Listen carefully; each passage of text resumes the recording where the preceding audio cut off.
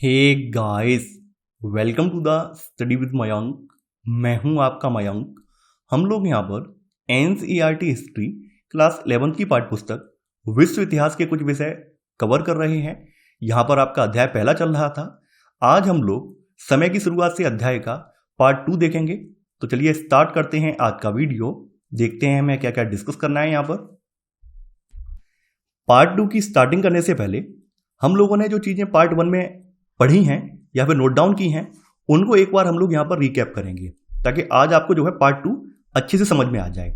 जैसा कि आप लोग जानते हैं कि आज से 360 लाख वर्ष पहले एशिया और अफ्रीका महाद्वीप में ऐसे स्तनपायी प्राणियों का उद्भव हुआ जिनको हम लोग प्राइमेट कहते हैं, जिनको प्राइमेट कहा गया है। कालांतर में यानी बाद के समय में प्राइमेट का भी एक उपसमूह क्रिएट हुआ है और ये उपसमूह क्रिएट हुआ है आज से लगभग 240 लाख साल पहले और इस उपसमूह को नाम दिया गया है होमिनॉइड।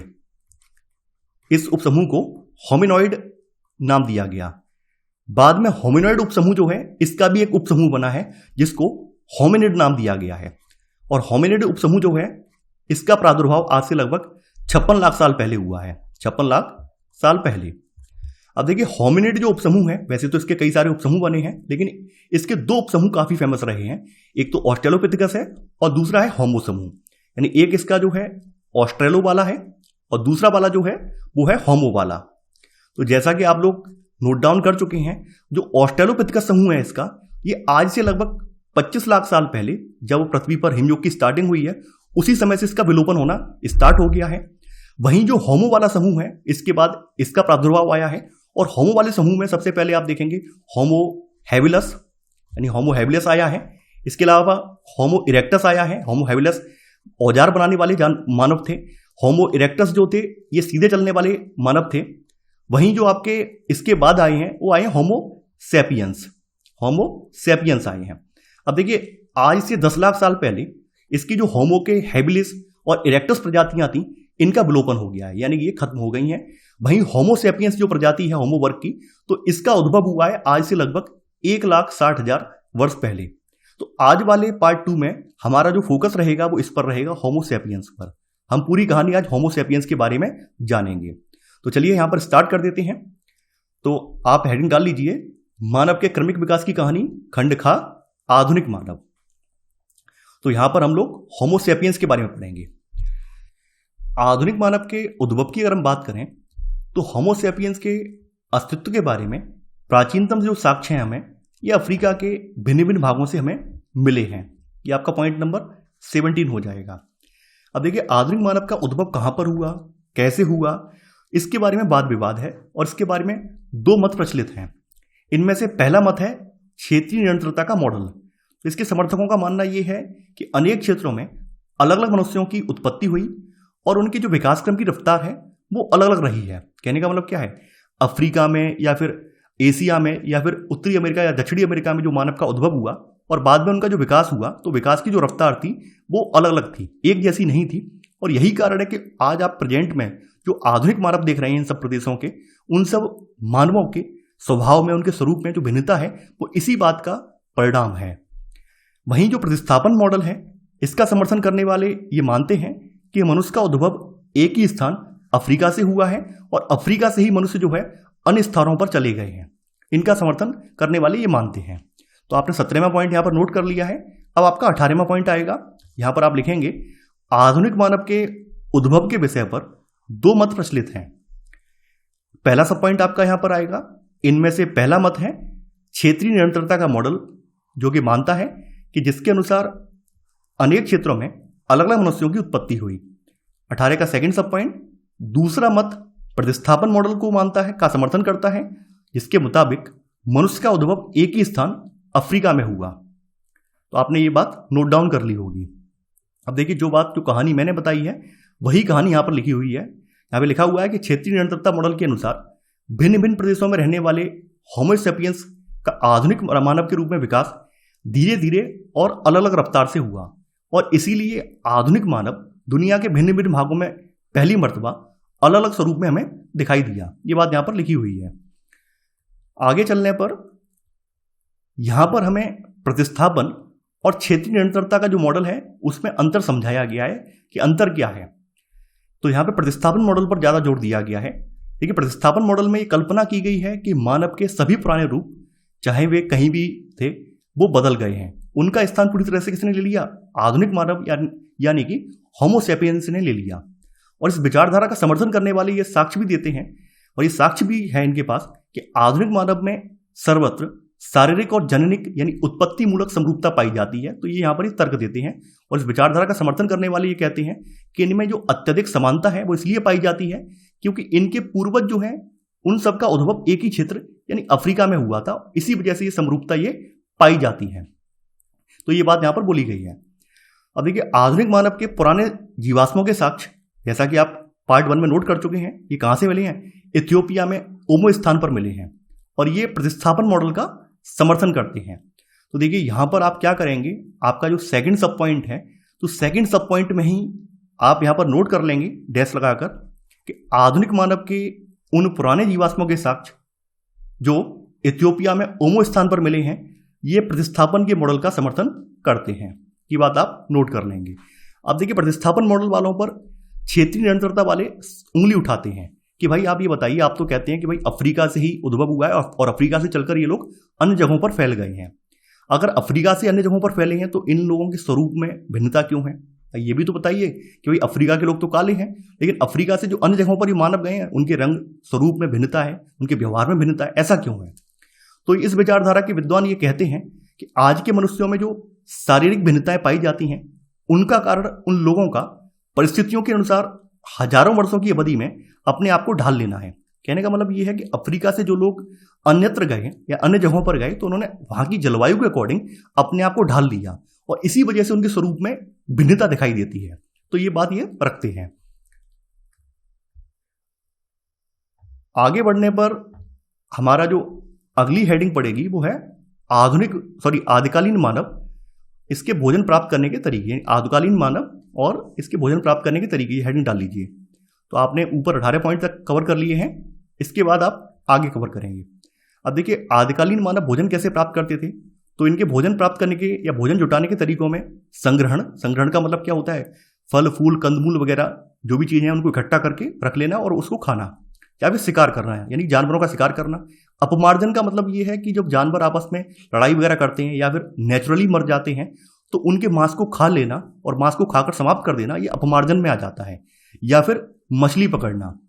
तो आपका 19वां पॉइंट यहां पर आएगा कि आदिकालीन मानव कई तरीकों से अपना भोजन जुटाते थे, जैसे संग्रहण, शिकार, अपमार्जन और मछली पकड़ना। अब देखिए, यहां पर एक प्रश्न और उठता है, यहां पर यह प्रश्न उठता है कि ये लोग संग्रहण में कौन कौन से फल के बीज इकट्ठा करते थे, क्या खाते थे? भाई खाने में इनका कौन से फल को ज्यादा लाइक करते थे, कौन सी कंदमूल जड़ को ये ज्यादा खाते थे? तो इसके बारे में कोई स्पष्ट साक्ष्य नहीं है। इस संबंध में हमारे पास कोई प्रत्यक्ष साक्ष्य नहीं मिले हैं। हालांकि हड्डियों के जीवाश्म तो बहुत ज्यादा मिले हैं, लेकिन पौधों के जीवाश्म दुर्लभ हैं, ये हमें नहीं मिले हैं। तो हम यहाँ पर ये नहीं बता सकते हैं कि इन लोगों का खान पान किस प्रकार का था, किन चीजों को ये सबसे ज्यादा खाते थे, किन चीजों को ये डिसलाइक करते थे। तो ये बात हम नहीं बता सकते हैं, ये बात यहाँ पर बोली गई है। यहां पर हाल के वर्षों में शिकार शब्द जो है ये विद्वानों को लिए चर्चा का विषय बना रहा है, और अब अधिकाधिक रूप से ये सुझाव दिया जाने लगा है कि आदिकालीन होमिनिड अपमार्जन या रसदखोरी से मतलब है भोजन की तलाश करना, इसके द्वारा उन जानवरों की लाश से मांस मज्जा खुरच कर निकालने लगे जो जानवर अपने आप मर जाते थे या कहीं अन्य हिंसक जानवरों द्वारा मार दिए जाते थे। शिकार, जो आदिकालीन मानव की जो शिकार की प्रवृत्ति थी, तो कई विद्वान ये भी मानते हैं कि ये लोग शिकार नहीं करते थे, बल्कि क्या करते थे, जो मरे हुए जानवर हैं उनको खा लेते थे। तो शिकार में इस चीज को रखते हैं ये लोग। हालांकि ये बात सही नहीं है, पूरी तरह से सही नहीं है और सच भी नहीं है, क्योंकि जैसा कि आप लोग जानते हैं इतना लंबा टाइम पीरियड है, इसके बारे में कुछ भी बात एक प्रमाण के साथ कह पाना बिल्कुल गलत है। क्योंकि यहाँ पर सबके अपने अपने क्या है, सबने गैस किया है। जो हमारे पास चीजें मिली, हड्डियां मिली हैं, जो हमारे पास इनके जो प्राचीनतम साक्ष्य मिले हैं, उसके आधार पर जो अधिकाधिक विद्वानों की जो राय है, तो वो राय उन्होंने रखी है। कोई स्पष्ट नहीं है कि ये बात इनका भोजन इस प्रकार का रहा होगा या फिर इस तरह से हंटिंग करते होंगे, ये बात कोई भी स्पष्ट नहीं है। ये बात आप जान लीजिए। अब देखिए, यहाँ पर यही भी लिखा हुआ है, यह भी इतना ही संभव है कि पूर्व होमिनिड छोटे स्तनपायी जानवरों जैसे चूहे, छछूंदर जैसे कृंतकों, पक्षियों और उनके अंडों, सरीसृपों और यहां तक के कीड़े मकोड़ों को भी खाते थे। ये भी हो सकता है, ये भी बात इन्होंने लिखी है। अब देखिए, शिकार की हम बात करें तो शिकार के बारे में हमारे पास साक्ष्य कम मिले हैं। शिकार शायद बाद में शुरू हुआ। लगभग 5 लाख साल पहले शिकार के हमें साक्ष्य मिले हैं और 5 लाख साल पहले शिकार स्टार्ट हुआ है। उससे पहले ये लोग वही करते होंगे, यानी कि विद्वानों का कहना ये है उससे पहले शिकार नहीं करते थे, बल्कि जो आसपास के छोटे मोटे जानवर उनको खा लेते थे, या फिर जो जानवर अपने आप नेचुरली मर गए हैं उनका मांस निकाल के खा लेते थे, या फिर जो जानवरों की लड़ाई होती है, लड़ाई में कोई जानवर मर जाता है उसका बचा खुचा ये खा लेते थे। तो ऐसा इनका मानना है। लेकिन प्रॉपर तरीके से, योजनाबद्ध तरीके से शिकार करने की जो प्रथा है ये आज से लगभग 5 लाख साल पहले स्टार्ट हुई है। यहां पर वही बात लिखी हुई है कि योजनाबद्ध तरीके से सोच समझकर बड़े स्तनपाई जानवरों का शिकार और उसका वध करने का सबसे पुराना स्पष्ट साक्ष्य जो है ये 2 स्थलों से मिलता है। ये आपका पॉइंट नंबर 20 हो जाएगा। ये यहां से लेकर यहां तक आप नोट डाउन करेंगे। इसमें पहला स्थल कौन सा है? पहला स्थल इसमें है दक्षिणी इंग्लैंड में बॉक्स ग्रोव। यहां से 5 लाख साल पहले का साक्ष्य मिला है। और वहीं दूसरा साक्ष्य कहां पर मिला है? दूसरा साक्ष्य मिला है जर्मनी में सोनीजन। यहां से 4 लाख साल पहले का साक्ष्य मिला है। यानी योजनाबद्ध तरीके से शिकार करने के साक्ष्य हमारे पास 2 जगह से प्राप्त हुए हैं। एक तो दक्षिणी इंग्लैंड से प्राप्त हुए हैं और दूसरा जर्मनी में स्टोनिंजन से प्राप्त हुए हैं। ये बात आपके सामने लिखी है। इसके अलावा मछली पकड़ना भी इनका एक महत्वपूर्ण तरीका था। और जो भी स्थल खोजे गए हैं, प्राचीन स्थल खोजे गए हैं, तो वहां से मछली की हड्डियां भी मिली हैं। इससे इस पता चलता है कि ये लोग मछलियों का भी शिकार करते थे, मछलियों को भी पकड़ते थे।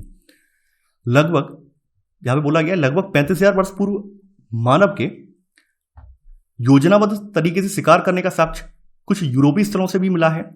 और यूरोपीय स्थलों में यहां पर एक नदी है जिसका नाम है दोलनी वेस्टोनाइस। तो यहां से कुछ साक्ष्य मिले हैं। देखिए यहां पर ये दोलनी वेस्टोनाइस वाला क्षेत्र जो है यह वर्तमान में चेक गणराज्य में पड़ता है। तो यहां पर भी ये बात बोली गई है।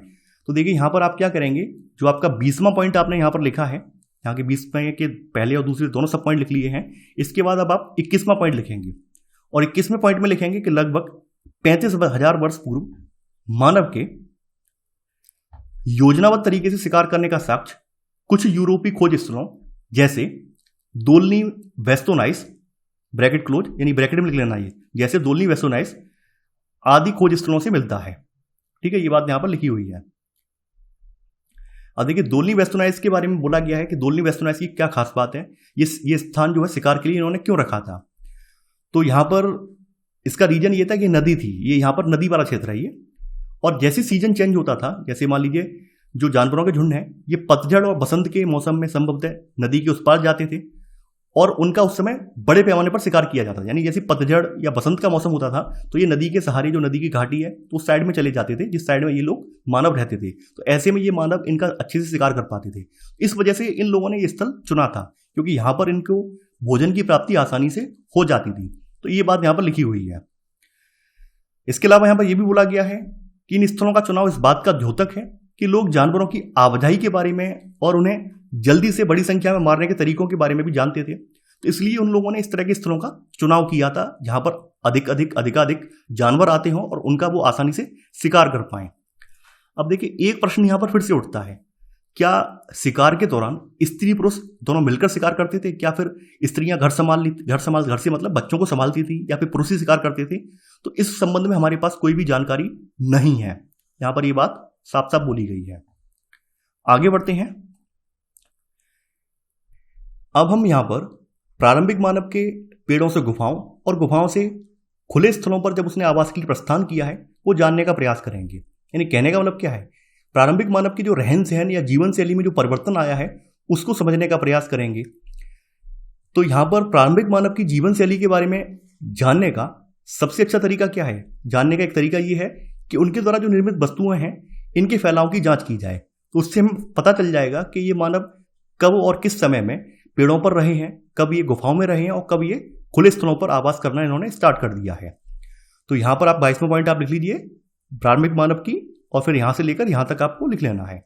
अब यहां पर एक एग्जाम्पल भी दिया हुआ है और इसको सब पॉइंट के रूप में आप लिख लेंगे। केन्या में किलोम्बे और ओर्लोजेसाइली के खनन स्थलों पर हजारों की संख्या में शल्क उपकरण और हस्तकुठार मिले हैं और ये औजार लगभग 7 लाख से लेकर 5 लाख साल पुराने हैं। यानी कि ये औजार इस बात के प्रमाण हैं कि कभी बड़ी संख्या में ये लोग इस स्थान पर रहा करते होंगे। एक चीज और है यहां पर कि एक ही स्थान विशेष पर बहुत ज्यादा औजार भी मिले हैं।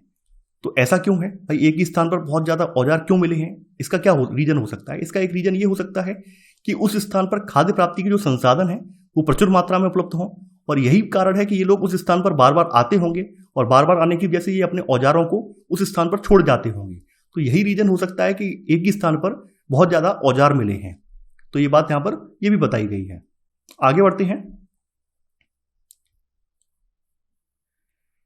अब देखिए यहाँ पर एक बात और ध्यान रखनी है, ये लोग जैसे आज हम लोग रहते हैं, हम लोगों के रिहायशी इलाके अलग हैं, वहीं जो हिंसक जानवर हैं या फिर जंगली जानवर हैं उनके इलाके अलग हैं, ये बात आप लोग जानते हैं। यानी उनके वन या जंगल अलग आरक्षित किए गए हैं और वहीं हम लोगों के रिहायशी इलाके जो हैं वो अलग हैं।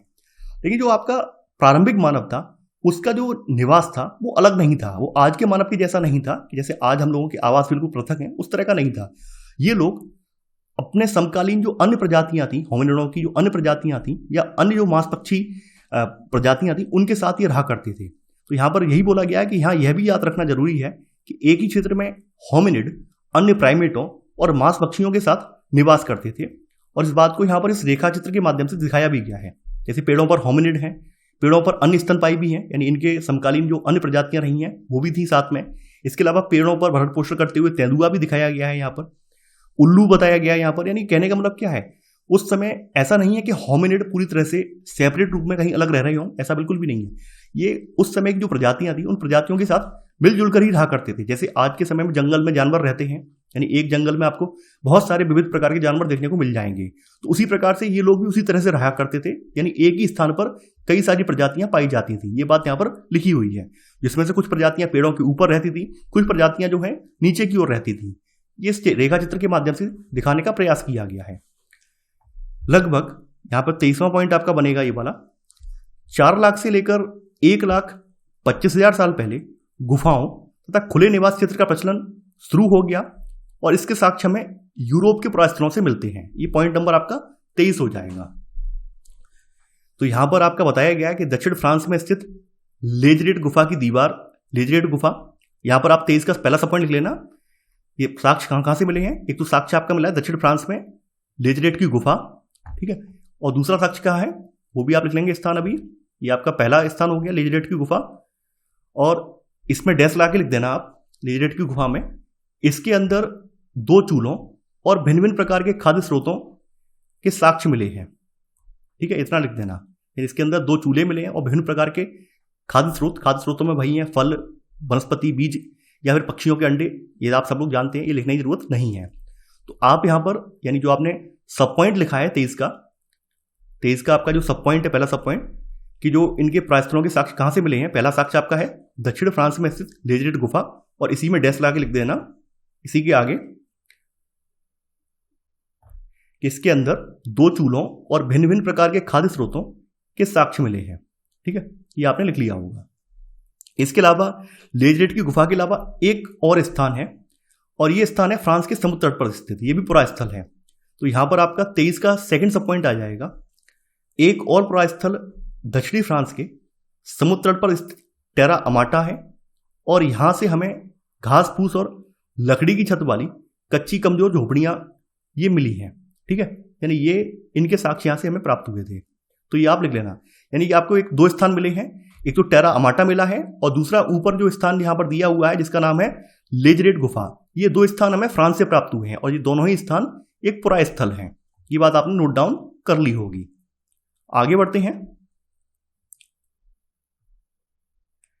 अब देखिए यहां पर आगे बताया गया है कि केन्या में चेसोवांजा और दक्षिणी अफ्रीका में स्वार्टक्रांस में पत्थर के औजारों के साथ साथ आग में पकाई गई चिकनी मिट्टी और जली हुई हड्डियों के टुकड़े भी मिले हैं, और जो कि ये 14 लाख से लेकर 10 लाख साल पुराने हैं। तो आपका ये पॉइंट नंबर 24 बन जाएगा, यहां से लेकर यहां तक। ये सब पुरास्थलों के नाम हैं और एग्जाम में जब भी आप चाहे आप अपने बोर्ड का एग्जाम दे रहे हो या फिर आप यूपीएससी वगैरह में जिक्र करेंगे तो वहां पर उन स्थानों का जिक्र करना पड़ेगा जहां से इनके साक्ष्य मिले हैं, ठीक है। तो ये केन्या में चेसोवांजा है और दक्षिण अफ्रीका में स्वार्टक्रांस है। तो यहां पर औजारों के साथ साथ क्या है, आग में पकाई गई चिकनी मिट्टी और जली हुई हड्डियों के टुकड़े मिले हैं जो लगभग 14 लाख से लेकर 10 लाख साल पुराने हैं। अब देखिए चूल्हे का प्रयोग करने से क्या फायदा हुआ, इन लोगों ने चूल्हे का जो प्रयोग स्टार्ट किया इसका क्या फायदा हुआ वो बताया गया। इसके कई फायदे थे। नियंत्रित आग हो गई, और नियंत्रित जब आग हो गई तो उसका प्रयोग गुफाओं के अंदर प्रकाश करने में, इसके अलावा गुफाओं के अंदर गर्मी पैदा करने में, यानी उष्णता पैदा करने में मदद मिली इन्हें। इससे भोजन भी पका सकते थे।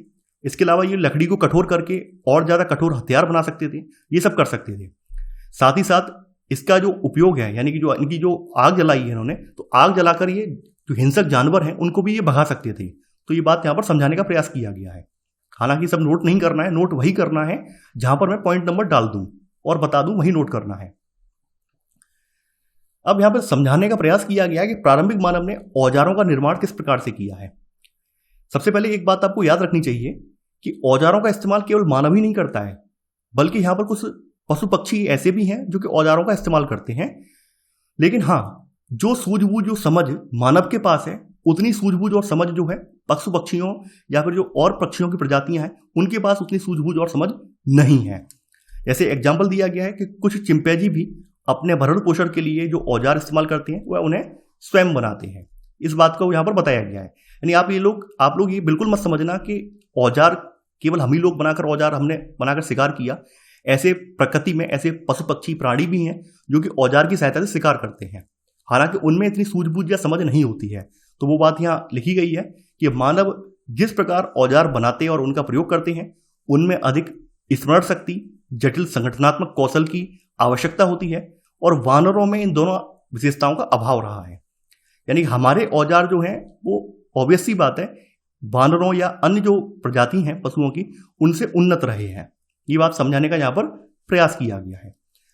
अब जो औजार के साक्ष्य हैं, सबसे प्राचीनतम साक्ष्य हैं, वो बताया गया है। तो आपका 24वां पॉइंट यहाँ पर आ जाएगा कि पत्थर के औजार बनाने और उनका इस्तेमाल किए जाने का सबसे प्राचीन साक्ष्य इथियोपिया और केन्या की पुरास्थलों से प्राप्त होता है। और इसी में सब पॉइंट यह संभव है कि ये ऑस्ट्रेलोपिथेकस ने सबसे पहले औजार बनाए थे। तो ये आपका 24वां पॉइंट हो जाएगा। यानी सबसे पहले जो औजार बनाने का या इस्तेमाल करने का जो हमें सबसे प्राचीन साक्ष्य मिला है, ये कहां से मिला है? इथियोपिया से और केन्या से मिला है। और ऐसा संभव है कि ये जो औजार हैं ये ऑस्ट्रेलोपिथेकस जो प्रजाति रही है उसके औजार हैं, उसने बनाए थे। ये बात यहां पर बताई गई है। तो आपने 24वें पॉइंट के रूप में इन्हें नोट कर लिया होगा। अब यहां पर भी ये प्रश्न आता है, प्रश्न ये आता है क्या औजार केवल मानव ही बनाते थे? भाई औजार जो होते हैं क्या वो केवल मेल बनाते थे, उसमें फीमेल का कुछ योगदान होता था या नहीं होता था? यानी केवल पुरुष ही औजार बनाते थे या स्त्रियां भी बनाती थी? तो ये भी संभव हो सकता है कि भाई स्त्री पुरुष दोनों ही औजार बनाते हों। स्त्रियां अपने बच्चों के भोजन प्राप्त करने के लिए कुछ खास किस्म के औजार बनाती हों या इस्तेमाल करती हों, ये भी हो सकता है। ये बात यहां पर बताई गई है। लगभग 35,000 वर्ष पहले जानवरों को मारने के तरीकों में सुधार आया है, और ये इस बात का प्रमाण है कि फेंक कर मारने वाले भालों तथा तीर कमान जैसे नए किस्म के औजार ये बनाए जाने लगे हैं। तो आपका यहां पर 25वां पॉइंट ये पड़ेगा। यहां पर आप लिखेंगे लगभग 35,000 वर्ष पहले फेंक कर मारने वाले भालों तथा तीर कमान जैसे नए किस्म के औजार बनाए जाने लगे। ठीक है। इसके अलावा इसी पीरियड में लगभग 35,000 वर्ष पहले इन लोगों ने खाद्य पदार्थों को सुरक्षित करना ये सीख लिया। जैसे खाद्य पदार्थों से, यानी कि जो भी मांस वगैरह होता था उससे हड्डियां निकाल देते थे, फिर उसे सुखाकर हल्का सेंकते और उसे सुरक्षित रख लिया करते थे। यानी खाद्य पदार्थों को संरक्षित करना भी इन्होंने इस पीरियड में ही सीखा है, ये समझ लीजिए। तो यहां पर आप इसका सब पॉइंट कर लेना, 25 का सब पॉइंट, कि इसी समय में इन लोगों ने खाद्य पदार्थों को संरक्षित करना भी सीख लिया। अगला पॉइंट है 26वां पॉइंट है, सिले हुए कपड़ों का सबसे पहला जो साक्ष्य मिला है ये लगभग 21,000 वर्ष पुराना है। सबसे पहला जो सिले हुए कपड़ों का साक्ष्य जो है वो लगभग आज से 21,000 साल पुराना है। अब देखिए यहां पर औजार बनाने की कला बताई गई, कैसे औजार ये बनाते थे। ये इतना सब इंपॉर्टेंट नहीं है, मैं आगे बढ़ता हूं। यहां पर हम लोग प्रारंभिक मानव के संप्रेषण एवं संचार के माध्यम को जानेंगे। इसके अलावा हम लोग प्रारंभिक मानव में भाषा और कला का विकास कब हुआ है ये भी समझने का प्रयास करेंगे। तो जैसा कि आप लोग जानते हैं, जीवित प्राणियों में मनुष्य ही एक ऐसा प्राणी है जिसके पास अपनी भाषा है। मनुष्य में भाषा के विकास को लेकर कई प्रकार के मत और कई प्रकार की धारणाएं प्रचलित हैं। इनमें एक मत ये है कि होमिनिड जो है, होमिनिड में भाषा में अंग विक्षेप यानी हाव भाव या हाथों का संचालन शामिल था। यानी यहाँ पर एक मत ये कहता है कि शुरुआती जो मनुष्य था वो अपनी भाषा के रूप में अपने अंगों का संचालन करके अपनी बात सामने वाले को पहुंचाता था। एक यहाँ पर एक थ्योरी ये भी दी गई है। दूसरा मत ये है कि उच्चरित भाषा से पहले गाने या गुनगुनाने जैसे मौखिक या अशाब्दिक संचार का प्रयोग होता था। यानी एक मत यह भी कहता है कि शुरुआत में मनुष्य अपने भाषा के रूप में कुछ विशेष प्रकार की ध्वनि निकालता हो, कुछ विशेष प्रकार से गुनगुनाता हो। जैसे आप अपने इर्द गिर्द जानवरों को देखते हैं, विशेष प्रकार की जब ध्वनि निकालते हैं तो जानवर एक साथ इकट्ठे हो जाते हैं, तो या फिर वो सभी उस प्रकार की ध्वनि निकालने लगते हैं, तो ये भी होता हो। एक तीसरा मत ये कहता है कि मनुष्य की वाणी का प्रारंभ संभवतः आह्वान या बुलावों की क्रिया से हुआ था, जैसा कि नर वानरों में देखा जाता है। आपने देखा होगा जब आप किसी बंदर को मार देते हैं, किसी बंदर में पत्थर वगैरह फेंक के मारते हैं या फिर डंडे वगैरह से उसे भगाने का प्रयास करते हैं, तो बंदर एक विशेष प्रकार की आवाज निकालता है और उस आवाज को सुनकर उसके जो साथी होते हैं, साथी बंदर होते हैं, वो वहीं पर इकट्ठा हो जाते हैं। ये आपने देखा होगा, एक नेचुरल बंदरों के अंदर फिनोमेना ये रहती है, अगर आप किसी बंदर को मारें तो अपने संकट की अवस्था में वो एक विशेष प्रकार की ध्वनि निकालता है और उस ध्वनि को सुनकर उसके जो साथी होते हैं बहुत जल्दी इकट्ठा हो जाते हैं। तो हो सकता है कि शुरुआत में मनुष्य कुछ इस प्रकार का ही रहा हो, यानी मनुष्य ने अपनी वाणी का प्रारंभ संभवतः आह्वान से, यानी विशेष प्रकार का खतरा हो या कुछ उसे भोजन वगैरह पकड़ना हो, भोजन वगैरह करना हो या फिर उसे कहीं जाना हो, तो अलग अलग प्रकार की ध्वनियां निकालता हो जिससे कि उसके और साथी समझ सकें। तो ये भी हुआ होगा। हालांकि इनमें से किसी भी एक मत के ऊपर फोकस कर पाना मुश्किल है। यानी यहाँ पर स्पष्ट रूप से अगर ये कहें कि केवल यही मत है और इस मत से ही मानव की भाषा का विकास हुआ है, तो ये कह पाना कठिन है, क्योंकि ऐसा कोई प्रमाण नहीं मिला है जिससे हम इनको प्रूव कर पाएं। ये केवल और केवल अपने मत हैं जो कि यहाँ पर गैस किए गए हैं वैज्ञानिकों के द्वारा कि हो सकता है ऐसे ऐसे मनुष्य में भाषा का विकास हुआ है। ठीक है, तो हम लोग इतना तो यहाँ पर समझ गए हैं कि प्रारंभिक अवस्था में मानव बोलने में बहुत कम ध्वनियों का प्रयोग करता होगा, उसके पास बहुत ज्यादा ध्वनियां नहीं थी और धीरे धीरे कर ये ध्वनियां ही आगे चलकर भाषा के रूप में विकसित हो गई। अब हम यहाँ पर जानेंगे कि उच्चरित यानी बोली जाने वाली भाषा की उत्पत्ति कब हुई। एक सुझाव यह भी दिया जाता है कि होमो हैबिलिस के मस्तिष्क में कुछ ऐसी विशेषताएं थी जिसकी वजह से उसका बोलना संभव हुआ होगा। यहाँ पर एक सुझाव यह दिया जाता था और इस प्रकार संभवतः भाषा का विकास सबसे पहले 20 लाख वर्ष पूर्व शुरू हुआ होगा। देखिए यहाँ पर आप एक चीज नोटिस कर रहे होंगे, यहाँ पर संभवतः लगा हुआ है। संभवतः का मतलब ये है कन्फर्म नहीं है, एक अनुमान है। यानी ऐसा हो सकता है कि आज से 20 लाख साल पहले भाषा का विकास शुरू हुआ होगा, एक अनुमान है, कन्फर्म नहीं है ये।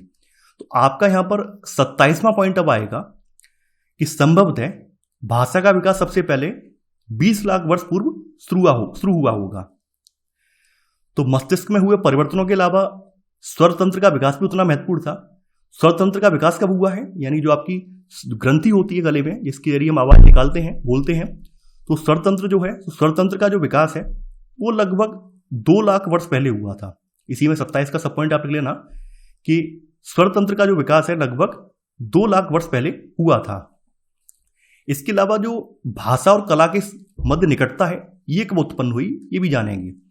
देखिए मनुष्य के अंदर जो कलात्मक अभिव्यक्ति थी उसने भाषा के रूप में अपने साथियों को बताई या फिर कलात्मक रूप से उसको दीवारों पर उकेरा। जैसा कि आप देख पा रहे हैं जो गुफाएं वगैरह हैं, गुफाओं पर जो चित्रकारी की गई है, भित्ति चित्र बनाए गए हैं, वो इसी बात का प्रमाण है। तो भाषा जो है इनकी प्रारंभिक मनुष्य की जो भाषा है कला के साथ साथ लगभग 40,000 से लेकर 35,000 साल पहले ये विकसित हुई। तो यहां पर आप 28वां पॉइंट लिखेंगे, यहां पर लिखेंगे प्रारंभिक मानव में भाषा कला के साथ साथ लगभग 40,000 से लेकर 35,000 साल पहले विकसित हुई। तो ये आपका 28वां पॉइंट हो जाएगा। अब देखिए यहां पर आल्टमीरा के गुफा चित्र के बारे में बताया गया है। आल्टमीरा जो है, आल्टमीरा स्पेन में स्थित एक गुफा स्थल है और यहां पर प्रारंभिक मानव के द्वारा बनाई हुई तमाम तरह की भित्ति चित्रकारियां हैं। तो इनके बारे में यहां पर जिक्र किया गया है, ये कहानी के रूप में है, हमें इसमें से कुछ नहीं जानना है। यहां पर बताया गया किसने खोजा है। ये खोजने वाले व्यक्ति हैं मार्सिलिनो सैनी दी सौतुओला। तो इनका ध्यान गया था 1879 में इन चित्रकारियों पर, ये बात यहां पर बताई गई है। तो देखिए अगले पॉइंट में हम यहां पर लिखेंगे, अब आपका 28वां पॉइंट आएगा, सॉरी देखिए 28वां पॉइंट आपका आएगा। फ्रांस में 2 जगह हैं, एक तो फ्रांस में लेस्कॉक्स है और दूसरी जगह यहां पर शोबे है। तो फ्रांस में स्थित लेस्कॉक्स और शोबे की गुफाओं में चित्रकारी मिली, भित्ति चित्र मिले हैं। इसके अलावा स्पेन में स्थित आल्टामीरा की गुफा में जानवरों की सैकड़ों चित्रकारियां पाई गई हैं जो 30,000 से लेकर 12,000 साल पहले के बीच बनाई गई हैं। तो ये पॉइंट आपका 28वां पॉइंट होगा और ये यहां से यहां तक आ जाएगा।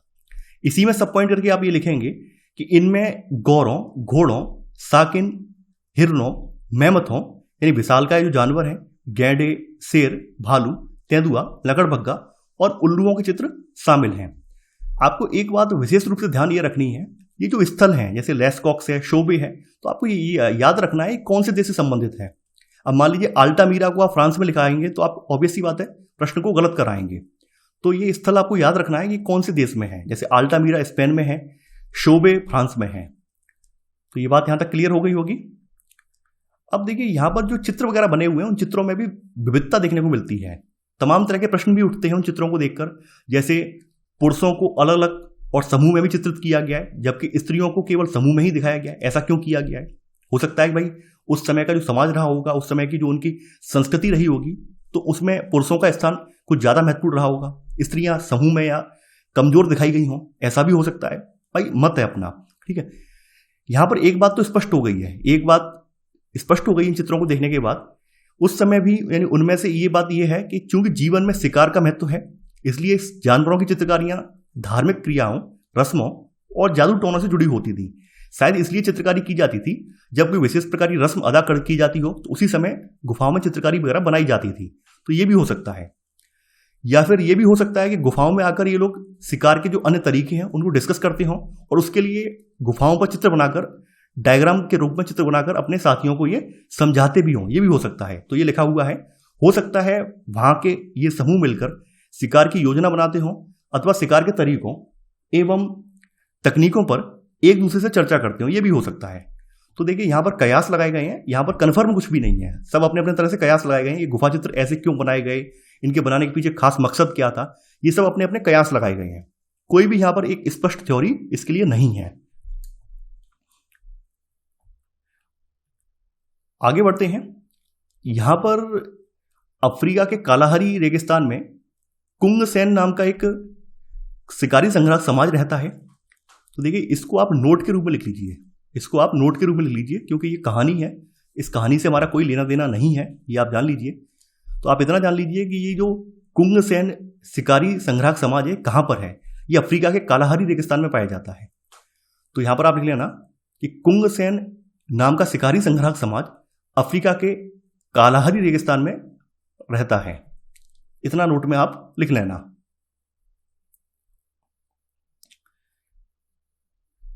यहां पर हादजा जनसमूह के बारे में बताया गया है। तो आप अब अपनी अगली हेडिंग डाल लेना, हादजा जनसमूह। और हादजा जनसमूह के अंदर ही आपको चीजें, इसकी विशेषताएं लिखनी है। एंथ्रोपोलॉजी के बारे में तो आप जानते होंगे। एंथ्रोपोलॉजी क्या होता है?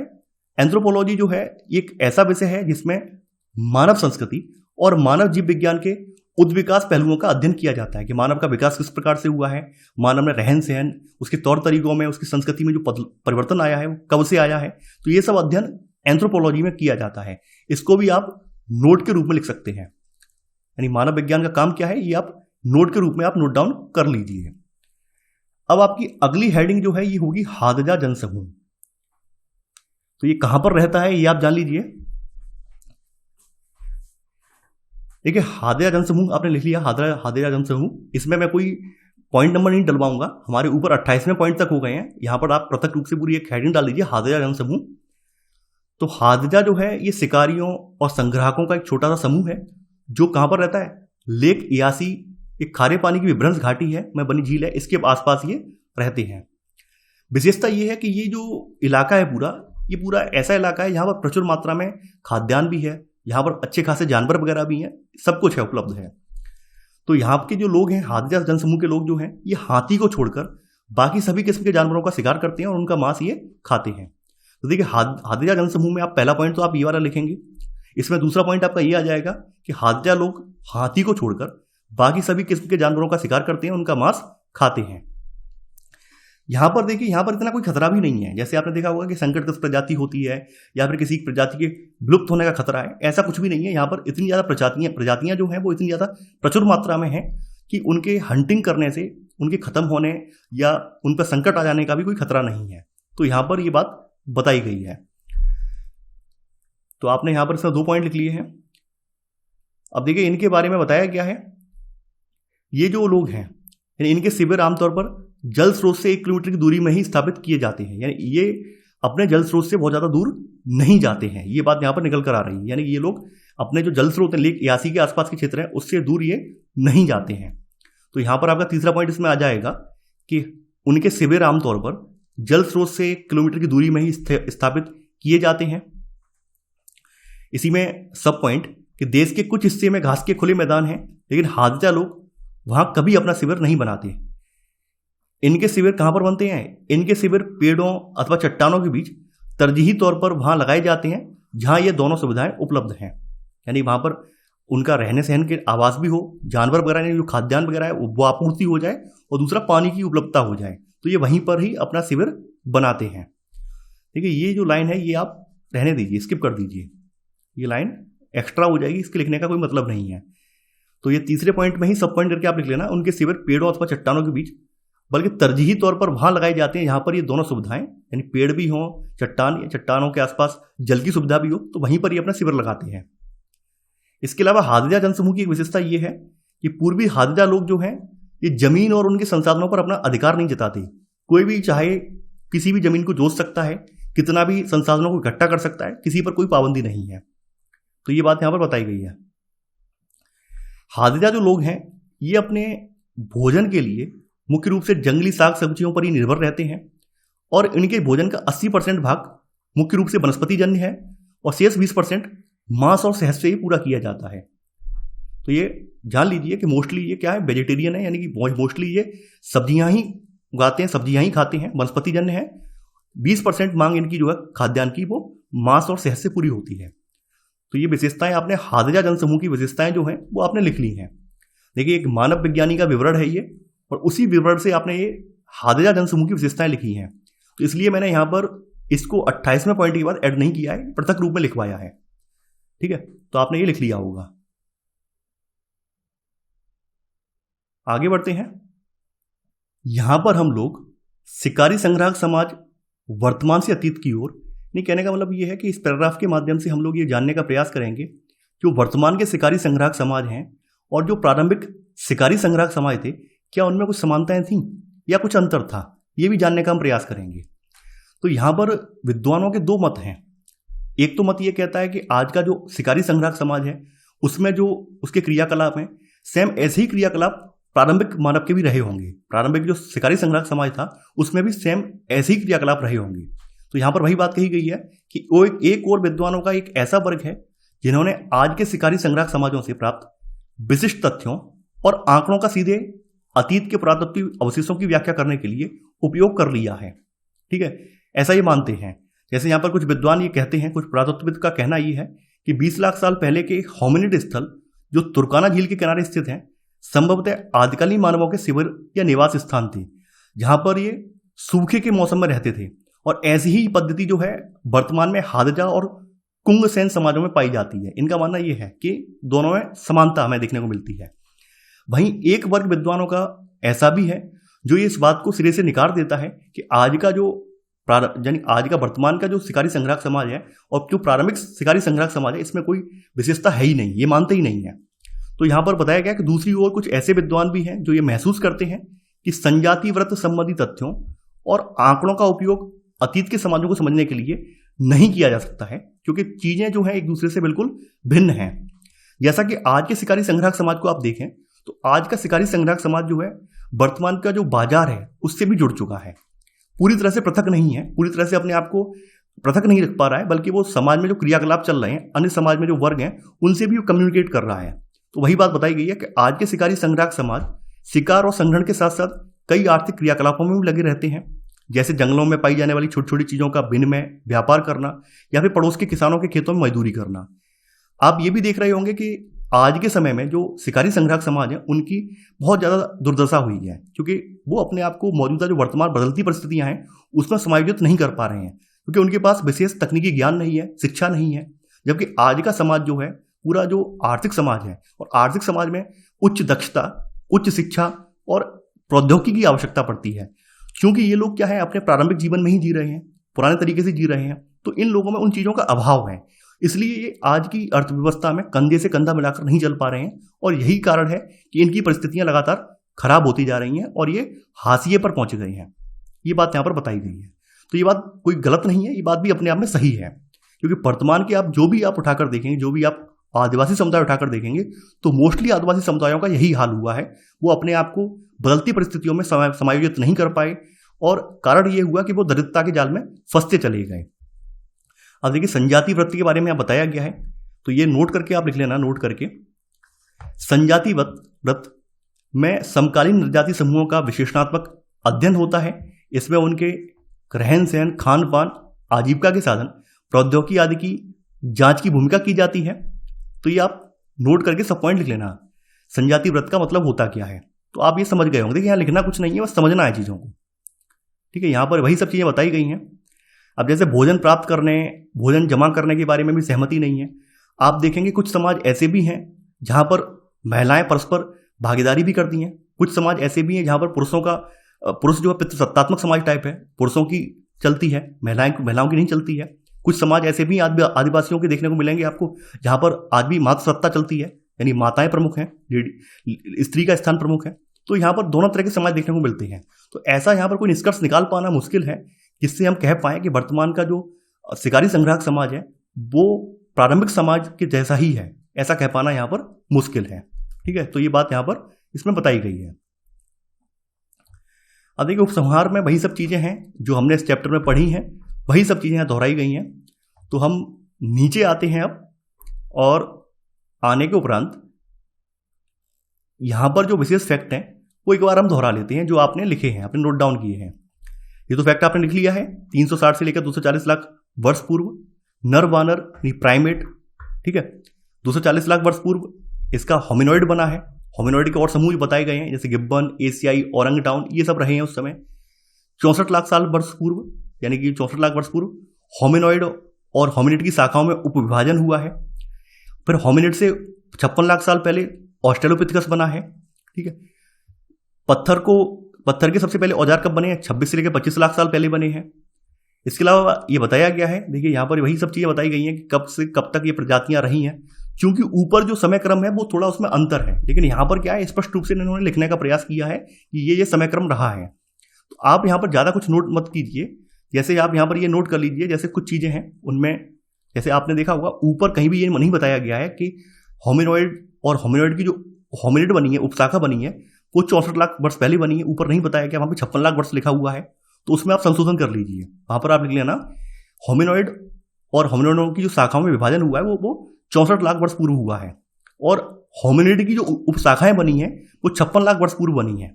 उसमें सबसे पहला ऑस्ट्रेलोपिथेकस आया है 56 लाख वर्ष पहले, और उसके बाद फिर होमो के अन्य वर्ग आए हैं। होमो के जो अन्य वर्ग आए हैं वो 25 से लेकर 20 लाख वर्ष पूर्व आए हैं। जैसे ही यहाँ पर हिमयुग की स्टार्टिंग हुई है, वैसे वैसे ऑस्ट्रेलोपिथेकस का विलोपन होना स्टार्ट हो गया है।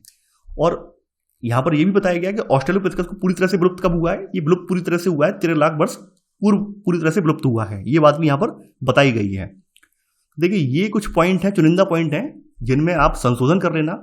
देखिए ये मेरी गलती नहीं है, आपकी भी गलती नहीं है, चूंकि आपने एनसीईआरटी मेरे साथ साथ पढ़ी है और आप ये देख पा रहे हैं वहां पर साफ साफ पैराग्राफ में 56 लाख वर्ष पूर्व लिखा हुआ था, जबकि यहां पर स्पष्ट रूप से दे रहे हैं 64 लाख वर्ष पूर्व होमिनॉइड का एक उपसमूह होमिनिड बना है, यहां पर ये बता रहे हैं। तो आप क्या करेंगे, वहां पर केवल और केवल अपनी जो डेट है वो चेंज कर लेंगे और कुछ चेंज नहीं करना है, वहां पर 64 लाख कर देंगे, ठीक है। तो ये आपने यहाँ पर चीजें देख ली हैं, और कुछ चीजें और भी हैं जो कि इंपॉर्टेंट फैक्ट हैं। दफनाने की प्रथा का सबसे पहला साक्ष्य आज से 3 लाख साल पहले का है। स्वतंत्र का विकास 2 लाख साल पहले हुआ है। नर्मदा घाटी, देखिए ये इंपॉर्टेंट है, ये काफी इंपॉर्टेंट है। जो भारत की नर्मदा घाटी है, तो भारत में आद्य होमोसेपियंस की खोपड़ी जो मिली है ये लगभग 2 लाख से लेकर 1,30,000 साल पुरानी है। आधुनिक मानव का प्रादुर्भाव आप लोग जानते हैं लगभग 1,60,000 साल पुराना है। ये बात बिल्कुल सही है। 1,95,000 से लेकर 1,60,000 इनके बीच में है कहीं, ठीक है। चूल्हों के इस्तेमाल के बारे में पहला साक्ष्य कब मिला है? 1,25,000 साल पहले मिला है। जो निएंडरथल मानव है, जर्मनी में निएंडरथल मानव की जो खोपड़ी मिली थी उसका लोप कब हुआ है यूरोप में? आज से 35,000 साल पहले हुआ है। तो यहां से आप कुछ ये चीजें नोट कर लीजिए। एक तो ये नोट कर लीजिए फैक्ट के रूप में, ये नोट कर लीजिए। इसके अलावा ये तो नोट कर चुके हैं आप, ये नोट कर लीजिए नर्मदा घाटी वाला। इसके अलावा आप यहाँ पर चूल्हों के इस्तेमाल वाला नोट कर लीजिए, यानी एक पॉइंट आप ये नोट कर लीजिए, बी पॉइंट आप ये नोट कर लीजिए फैक्ट के रूप में, सी पॉइंट आप ये नोट कर लीजिए और डी पॉइंट आप ये नोट कर लीजिए। ये कुछ आपके एक्स्ट्रा फैक्ट हैं, ठीक है, जो कि एग्जाम में कहीं भी आप मेंशन कर सकते हैं, कहीं भी आप उत्तर लिखेंगे तो आप इन फैक्टों को वहां पर जोड़ सकते हैं। तो ऐसे करके आपका ये वाला चैप्टर समाप्त हो जाएगा। अब देखिए सिलाई वाली सुई का आविष्कार तो आपने ऊपर देख लिया कि सिले हुए कपड़े का प्रमाण है वो 21,000 साल पहले मिला है, तो वो आपने नोट कर लिया है ऑलरेडी, तो यहां पर वो लिखवाने का कोई फायदा नहीं है। तो देखिए आपका ये चैप्टर कंप्लीट हो गया है। अब आप में से कुछ लोग ऐसे भी हैं जिनका मानना ये सर केवल समझा दिया कीजिए, लेकिन अगर आप अपने चैनल पर उठाकर देखेंगे तो आप ये पाएंगे यहां पर मोस्टली 80% बच्चे ऐसे हैं जो कि नोट्स के लिए आते हैं। कई बार मैंने प्रयास ये किया कि मैं नोट्स नहीं बनवाऊंगा, केवल समझा दूंगा, लेकिन बच्चों का कहना यही होता है स्पेशली कि सर नोट्स बनवा दीजिए, क्योंकि नोट्स से आसानी होती है। आप आज समझा देंगे, हो सकता है हमें ये 10-12 दिन तक याद रहे, उसके बाद हम भूल जाएं। तो अधिकांश बच्चे इस फेवर में रहते हैं कि आप नोट्स बनवाइए। यही कारण है कि मेरे जो भी वीडियो आते हैं एनसीईआरटी पर वो नोट्स से बेस्ड होते हैं। मैं वहां पर ज़्यादा समझाता नहीं हूँ, मतलब समझाता तो हूँ, लेकिन उस तरह से आप चाह रहे हो जैसे अन्य चैनलों पर होता है, केवल समझाते जा रहे हैं। आप लिख पाए या नहीं लिख पाए वो अलग बात है, लेकिन वो समझाते जा रहे हैं, अपना समझाने का काम करते जा रहे हैं। हम यहाँ पर दोनों प्रयास करते हैं, आपको समझाते भी हैं और आपके नोट्स भी बनवाते हैं। देखिए मैं फिर से रिपीट कर रहा हूँ, बिना नोट्स के आप कभी भी एग्जाम में अच्छा खासा परफॉर्म नहीं कर पाएंगे।